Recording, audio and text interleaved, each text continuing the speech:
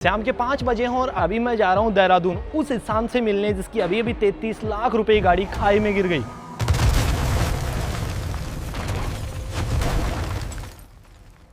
Hello hello sir, क्या हाल है? अरे बहुत बढ़िया। सरप्राइज। ये कैमरा थोड़ा साइड हटा दे, हम जरा शूट करने वाले भाई खुद एक क्रिएटर हैं और इस वक्त सबसे ज्यादा हाइप में है, किसी अच्छी चीज के लिए नहीं, एक ऐसी चीज के लिए जो शायद ये लाइफ में कभी भूल ही नहीं पाएंगे। हंसदे चेहरे का मतलब है नहीं होता कि उन्होंने कोई तकलीफ नहीं है।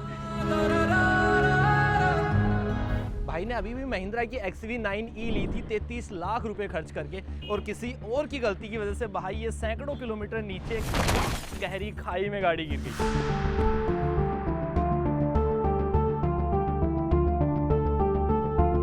गाड़ी जब खाई में गिरी तो भाई खुद गाड़ी को ड्राइव कर रहे थे, गाड़ी पूरी खत्म हो चुकी थी, लेकिन भाई बगैर किसी खरोच के जिंदा खड़े हैं। भाई मुझे एक चीज बताओ, जिंदा बचे कैसे? एयर बैग्स खुल गए थे सारे। सेफ्टी नो डाउट बहुत बढ़िया है, सेफ्टी बहुत अच्छी है। पूरी गाड़ी डैमेज हो गई थी, सारे एयर बैग्स खुल गए थे इसके। और हालत देखो आप गाड़ी की, क्या हालत हो चुकी थी। उसके बावजूद भी मैं और एक मेरा दोस्त भी था साथ में, माइनर छोटे मोटे स्क्रैचेस थे जो कांच वांच लग जाता, उसके अलावा कुछ नहीं। मुझे बताओ कि गाड़ी आपने ली कब थी और कैसे एक्सीडेंट हुआ, थोड़ा सा वो बताओ पूरा। 7 अगस्त को डिलीवरी हुई थी मेरी कार की। उसके बाद बस थोड़ी बहुत मैंने इसको चलाई, फिर मैंने इस पर एक शूट किया वीडियो जिसमें मैंने टेक फीचर्स वगैरह समझाए थे। उसके बाद बस फिर हमने इसको PPF वगैरह के लिए दिया। मैंने पर्सनली 100 किलोमीटर चलाई थी, टोटल मिला के 500 किलोमीटर चली थी। जिस रात को PPF से डिलीवरी मिली,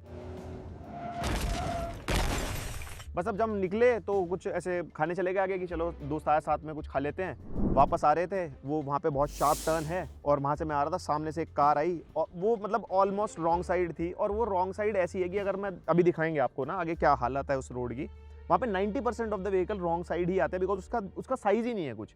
उसको स्टेयर गया थोड़ा सा लेफ्ट और वहाँ पे बैरिकेड्स थे नहीं और सीधा खाड़ी। जब ये इसका इम्पैक्ट आया ना, इसमें एक वीडियो भी है वो इम्पैक्ट की ना, आपको मैं शेयर करूंगा। उसके अंदर सारे एयरबैग्स खुल गए थे। अंदर एयरबैग्स खुलते एक स्मोक आता है, तो जब इसमें स्मोक आया ना, मैं तो अंदर से पूरा हिल गया था। मुझे लगता भाई आग वाग लगने वाली है, जल्दी निकलो बाहर। कार में कॉल लग गई SOS को, इमरजेंसी वालों का कॉल आ गया कि आपका यहाँ पे SOS कॉल आया, आपका एक्सीडेंट हुआ है। मैंने कहा हाँ, गाड़ी पलट गई है। वो ये वाला डोर तो जाम हो गया था जिस साइड से इम्पैक्ट आया ना। मैं और मेरा फ्रेंड फिर ड्राइवर साइड से ही निकले। लेकिन एक चीज़, भाई की जब ये स्टोरी भाई ने अपलोड की तो भाई ट्विटर पे कुछ मैं क्या बताऊं बगैर दिमाग वाले लोग ऐसे ऐसे कमेंट कर रहे थे कि इसीलिए हम इंडियन ब्रांड की कोई गाड़ी लेते नहीं है। मतलब ये कैसे, मुझे समझ नहीं आया कि वो किस मेंटलिटी के लोग हैं कि उनके सामने एक बहुत बड़ा एक एग्जांपल पड़ा है कि एक इंडियन ब्रांड की गाड़ी की वजह से ये इंसान जिंदा खड़ा है आज हमारे सामने, की वीडियो पोस्ट कर पा रहा है। एक इंडियन ब्रांड की गाड़ी की वजह से आज इंडिया में इतने सारे ब्रांड्स हैं वो सेफ्टी पे ध्यान देने लगे हैं कि इतना कुछ होके भी आपको कुछ नहीं हुआ। इंडियन ब्रांड की गाड़ी की वजह से हम आज 10-15 लाख रुपए की, 20 लाख रुपए की गाड़ी में इतनी अफोर्डेबल रेंज में हम एडास देख पाते हैं आप आज, क्योंकि 700 में ही महिंद्रा ने सबसे पहले ये दिया था। टाटा बहुत ज़्यादा सेफ्टी पे ध्यान देता है। मतलब ये यार कम से कम ये वो वाले लोग हैं जो इंडिया में रह के इंडिया के लिए ही दुश्मन है। जिस थाली में खाया उसी में छेद किया। मतलब यार कम से कम तुम सपोर्ट नहीं कर सको तो कम से कम ऐसी नेगेटिव चीज़ें तो मत फैलाओ। आधे लोग या तो आधी अधूरी वीडियो देखते हैं या पूरी समझते नहीं है। उसमें सबसे बड़ा जो 3 ब्लेम लगाया मैंने, पहला गवर्नमेंट, वो भी हम दिखाएंगे कि हमने क्या है उस एरिया में। दूसरा ICICI लोम्बार्ड जो मेरी इंश्योरेंस कंपनी है जिन्होंने बिल्कुल सपोर्ट नहीं करा। तीसरा Mahindra after sale service. Mahindra की कार नहीं, महिंद्रा कार को तो सीधा मैंने अप्रिशिएट किया था कि भाई इसकी वजह से मैं बच गया। नो डाउट सेफ्टी बहुत बढ़िया है। एंड यस, फिर से मैं बता दूं, कार में कोई प्रॉब्लम नहीं है, सेफ्टी वाइज बहुत बढ़िया है। भाई एक बार बताओ कि महिंद्रा वालों का इस गाड़ी को देखते क्या रिएक्शन थे? गाड़ी को देख के यही रिएक्शन था कि भैया, एक पहले तो यही बोल रहे थे भैया आप बिल्कुल ठीक हो, कोई चोट नहीं लगी, कोई हड्डी वड्डी कुछ है। मतलब किसी को ऐसे यकीन नहीं था कि बंदा बिलीव जिंदा नहीं कर रहा था कि बंदा जिंदा खड़ा है। मैं भी और मेरा एक फ्रेंड भी था, तो दोनों ही हम गए थे। और फिर जब नेक्स्ट डे मैंने उनको बोला भैया इसका कैसे होगा, कुछ होगा, भैया अभी हम कोटेशन बनाएंगे। उन्होंने कोटेशन बनाने में लगभग हफ्ता भर लिया, जो भी इंस्पेक्शन वो कर रहे थे। महिंद्रा वाले बंदे की बात कर रहा हूँ पहले मैं। तो उन्होंने 56 लाख का कोटेशन ICICI लोम्बार्ड वालों को दिया। 56 लाख रुपए का। 56 लाख का। अब हर किसी को मन में ऐसा होगा कि भाई गाड़ी जब 33 लाख रुपए की तो 56 लाख रुपए कॉस्ट कैसे आ गई। तो जब आप एक एक पार्ट के जब ऐसे प्राइस कैलकुलेट करने जाते हो ना तो वो ऐसे ही महंगा पड़ता है। आप अगर ये घड़ी भी देखोगे तो शायद ये 10,000 15,000 रुपये में आ गई होगी, लेकिन मैं जब इसका फीता अलग लेने जाऊँगा, इसकी अंदर की सुइयाँ अलग लेने जाऊँगा तो वो महंगा पड़ता है। तो इस तरीके से 56 लाख रुपये मतलब टोटल लॉस्ट गाड़ी। हाँ, टोटल लॉस। उन्होंने क्या करा, उन्होंने बैटरी को भी इंक्लूड कर दिया उसके अंदर। मोटर जो होती है मेन मोटर 10-10 लाख के, तो 2 कंपोनेंट वही है। उसके अलावा गाड़ी पूरी, सीट्स वीट्स एवरीथिंग, जो इंफोटेनमेंट सब उन्होंने ऐड कर दिया। फिर इंश्योरेंस कंपनी का जो सर्वेयर आया, उन्होंने फिर गाड़ी को इंस्पेक्ट किया। उन्होंने वो ऐसे क्रॉस सब काट दिया कि ये भी ठीक है, ये भी ठीक है, ये भी ठीक है, ये भी ठीक है, ये भी ठीक है। और जी 11 लाख रुपए प्लस जीएसटी 13-14 लाख का अपना कोटेशन हाथ में थमाया कि 56 रिपेयर। लाख रुपए के कोटेशन से डायरेक्ट आईसीआईसी ने 11 लाख पे शिफ्ट कर दिया कि 11 लाख रुपए में गाड़ी पूरी बन जाएगी। गाड़ी में 11 लाख में एंड स्टार्ट द रिपेयर। मेरे पास मेल भी पड़ी है, स्टार्ट द और रिपेयर। ये उन बंदों ने बनाया जिनको पता भी नहीं है कि महिंद्रा की गाड़ियां कैसे सही होती हैं। इनफैक्ट महिंद्रा क्या किसी भी ब्रांड की गाड़ियां कैसे सही होती हैं। सबसे मजे की बात, जिस कोटेशन पे मॉडल लिखा था वो XUV 700 लिखा था, XUV 9 भी नहीं लिखा था। सच में? हाँ जी। मतलब यहाँ पे इस गाड़ी का नाम आना चाहिए था, वहाँ पे उन्होंने 700 लिखा। हाँ। वहाँ पे वो मेंशन किया। मतलब Yes. उनको ये भी नहीं पता कि ये गाड़ी है कौन सी। बिल्कुल। ये 11 लाख रुपए का कोटेशन बना के दे दिया। सिंपल सी बात थी कि महिंद्रा वालों ने 56 लाख रुपए का दिया। कंपनियां ऐसे अपनी कॉस्ट बचाना चाहती हैं तो इन्होंने 11 लाख रुपए दे दिया। वो काम है उनका। उनका वो काम है। लेकिन क्या महिंद्रा वालों ने यहाँ पे बिल्कुल भी सामने आर्ग्यू किया ही नहीं कि ये भाई 56 लाख रुपए के बगैर या 50 लाख रुपए के बगैर ये गाड़ी ठीक ही नहीं हो पाएगी, 11 लाख रुपए में ठीक नहीं होगी ये गाड़ी? मैंने मल्टीपल विजिट्स किए महिंद्रा के जो वर्कशॉप में कि सर आप उनसे काउंटर कोटेशन क्यों नहीं दे रहे, आप उनको आप दोबारा इंस्पेक्ट कराओ ना गाड़ी। वो कह रहे हैं कि सर इतना ही खर्चा है। और उसके बाद कितना टाइम लगाया इन्होंने इस गाड़ी को रिपेयर करने में? हाँ, उसमें एक मेजर कंसर्न मेरा भी था कि कितने दिन लोगे आप। उन्होंने बोला 1 महीना या उससे कम में आपको गाड़ी मिल जाएगी, ऐसी कोई टेंशन नहीं है, फटाफट हो जाएगी, क्योंकि इसमें सारे पार्ट्स चेंज होते हैं, कुछ रिपेयर नहीं होता। उसके बाद इन्होंने 3 महीने लगाए। मतलब जब मैंने एग्री करा था 17 अक्टूबर में एग्री करा था, नवंबर, दिसंबर, 29 जनवरी को मुझे कार मिली। मतलब आपने भी लगभग 1-1.5 महीने के लगभग आपने लगा दिया वो फाइट करने में, और उसके बाद आपको लगभग 3.5-4 महीने बाद गाड़ी ये मिली आपको। 4.5 महीने हो गए टोटल। 4.5 महीने। अच्छा भाई, अब लेने के बाद में इस गाड़ी को आप चला रहे हो, आपको क्या क्या कमियां लग रही हैं अभी? ये ऐसा लग रहा है ये सेकंड हैंड गाड़ी ली है मैंने इतने पैसे खर्चने के बाद। एसी जबकि साइलेंट होता है, कोई भी कार होगी आज की डेट में, और ईवी का तो केबिन वैसे ही बहुत साइलेंट होता है। बहुत साइलेंट होता है। अब इसमें थोड़ी देर में ना पता नहीं अजीब सी हमिंग सी साउंड आएगी। ये आगे देखो, डर भी लग रहा है। ये चक्री सी चल रही है अंदर हाँ कुछ। हाँ, तो कुछ फिटिंग सही नहीं हुई है इनसे। सब कुछ आईसीआईसी वालों की गलती है, लेकिन फिर भी काम तो महिंद्रा के यहीं पे हुआ है। वही तो बात है ना, सारे अल्टीमेटली तो एग्री उन्होंने करा ना कि हम बना देंगे। हाँ, ये तो एग्री मतलब ना करते। काम तो अच्छा करके देना चाहिए था एटलीस्ट कस्टमर को कि गाड़ी तो उन्हीं की है। अब मैंने जो इस गाड़ी को ऐसे महसूस किया ना, मैं आपको बताता हूँ कि 4.5 महीने में महिंद्रा डीलरशिप ने इस गाड़ी में क्या क्या किया। पहले तो आपको धूप में इतना समझ नहीं आएगा, इसकी पेंट क्वालिटी बिल्कुल जीरो है। उसके बाद जब ये गाड़ी एक्सीडेंट हुई थी तो ये वाला रबर यहाँ पे कट चुका था, ये वाला रबर आज भी कटा हुआ ही है। और उसके बाद में यहाँ के हिंजेस पे देखो भाई, मैं घर पे इससे अच्छा पेंट कर लूँगा, इतना घटिया पेंट है, इतना घटिया पेंट है। और उसके बाद एक चीज़ और, ये आप देखो यहाँ पे ये वाला पार्ट, एक मैंने अभी अभी देखा, ये सीट बेल्ट की हाइट आप एडजस्ट नहीं कर सकते। मैंने ये बटन दबाया और ये नीचे का नीचे ही दबाया रह गया है, ऊपर ही नहीं हुआ है, इधर की भी नहीं हो रही। इसलिए भाई जनरल मैं बता रहा हूँ इस गाड़ी को चला के कि कहीं पे ऐसा लग ही नहीं रहा कि मैं नई गाड़ी चला रहा हूँ। ऐसा लग, मेरी थार को 1.5 साल हो गया भाई, इससे ज़्यादा फिनिशिंग आज उसकी है, वो ज़्यादा चमकती है। इसका तो ऐसे है कि ये कहीं कबाड़ में खड़ी कर रखी थी इसको 5-6 महीने, और वहाँ पे जो स्वेल मार्क लगते हैं वो लगे हुए हैं गाड़ी में बहुत जगह से। इतने ज़्यादा मार्क्स हैं, स्क्रैचेस हैं। ये एसी फिर से आवाज़ कर रहा था। हाँ, ये फिर से ये तो करता ही रहेगा। तो ये अब आदत डाल लो आप, मैंने डाल ली है।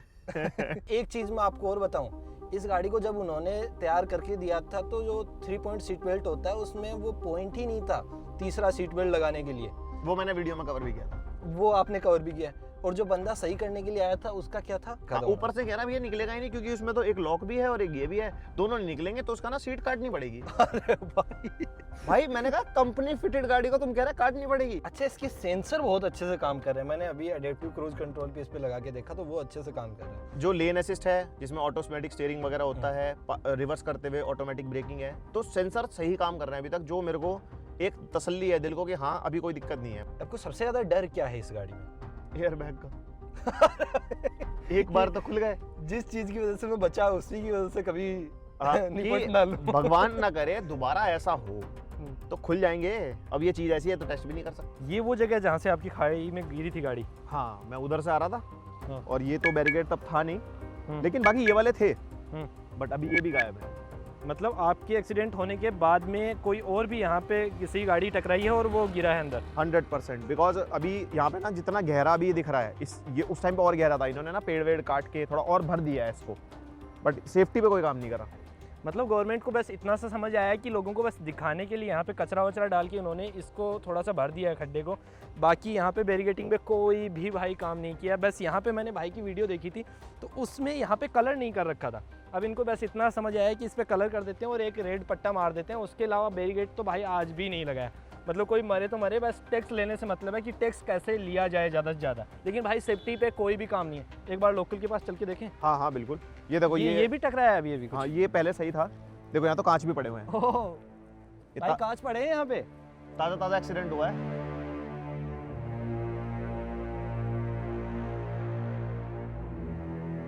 नमस्ते भैया, यहीं पे रहते हैं आप? ये यहाँ पे बैरिकेडिंग वगैरह नहीं है, यहाँ पे एक्सीडेंट होते रहते हैं क्या? हाँ होते रहते हैं, कई गाड़ी होगी उसके बाद तो, परंतु हादसा बड़ा नहीं हुआ। ये शुक्र समझो कि किसी के साथ बड़ा हादसा नहीं हुआ।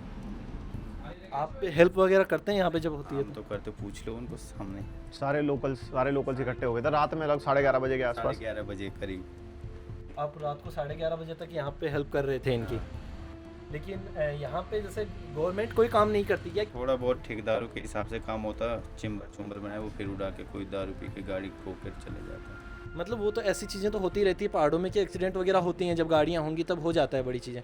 लेकिन बात ये है कि फिर सेफ्टी पे कोई काम नहीं है कि इंसान जब हो गया, एक्सीडेंट हो गया, पता लग गया कि यार यहाँ पे गाड़ी टकराई है, इतना लॉस हो गया, तो अब कम से कम जाके वहाँ पे बैरिकेडिंग कर दें, यहाँ पे रिफ्लेक्टर टेप ही लगा दें कम से कम।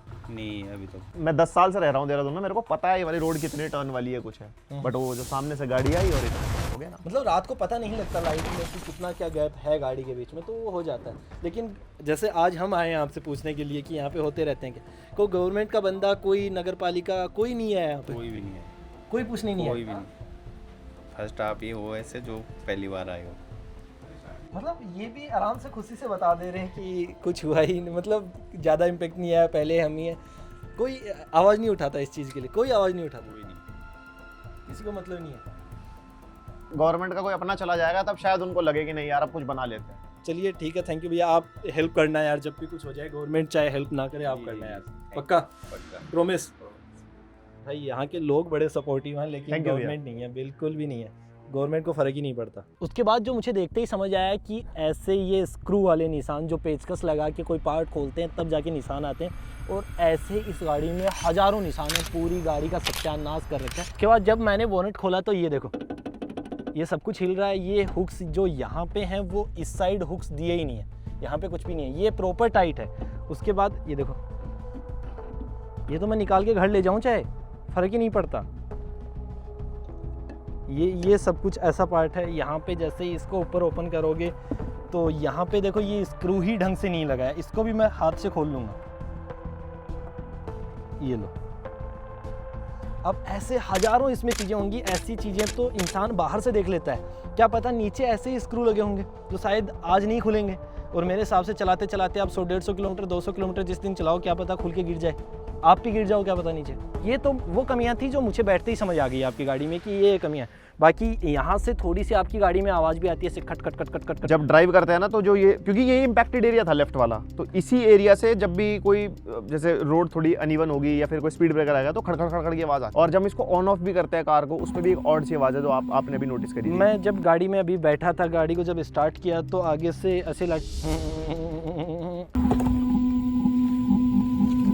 ऐसे स्टार्ट हो रही है ना, ईवी व्हीकल में होता नहीं है। ईवी व्हीकल्स में किसी चीज़ की साउंड ही नहीं होती, वही बहुत साइलेंट होता है केबिन। ये इस तरीके की आवाज़ है, मतलब मैं आज पहली बार बैठा हूँ इस गाड़ी में तो मुझे खुद को डर लग रहा है। तो आपके साथ तो क्या ही हो रहा होगा? क्या क्या हो रहा होगा इसमें, इतनी कुछ चीज़ें हैं। जैसे इसका जो गियर कंसोल है उस पर दुनिया भर के मार्क्स है, स्क्रैचेस हैं, इंफोटेनमेंट सिस्टम है, जबकि वो डैमेज भी नहीं हुआ था। वो तो गियर कंसोल पे ही नहीं है सर, आपका जितना भी ग्लोसी पार्ट है आपकी गाड़ी में वो इतना गंदा हो चुका है इस वक्त, जैसे कोई 5-6 महीनों से गाड़ी बाहर खड़ी रहती है जिसपे कुछ भी आ रहा है। यही हुआ था 5-6 महीने, तब जब ये गाड़ी का एक्सीडेंट हुआ तो बहुत बारिशें थी देहरादून के अंदर, और ये बारिशों में बाहर उनकी वर्कशॉप में खड़ी थी। ये इन चीज़ों के अलावा भी कुछ दिक्कतें हैं इस गाड़ी में जो आ रही हैं आपको? हाँ, जब तक वीडियो थी उसमें तो मैंने काफ़ी सारी चीज़ें बता दी थी। अभी बाद में इसका एंड्रॉयड ऑटो ग्लिच कर रहा है, वो कभी चलता है कभी चलता नहीं है, और उसमें ना बिल्कुल लैग हो जाता है, जैसे कोई कॉल आ गई या गाने चलते चलते लैग हो गए, मतलब पूरा फ्रीज हो जाएगा, उसको कितना भी टच करते रहो वो चलता नहीं है। अब इसके जो हाइड्रोलिक है भाई, उस पर भी पेंट के निशान पड़े हुए हैं, मतलब इतना गंदा क्वालिटी का पेंट है।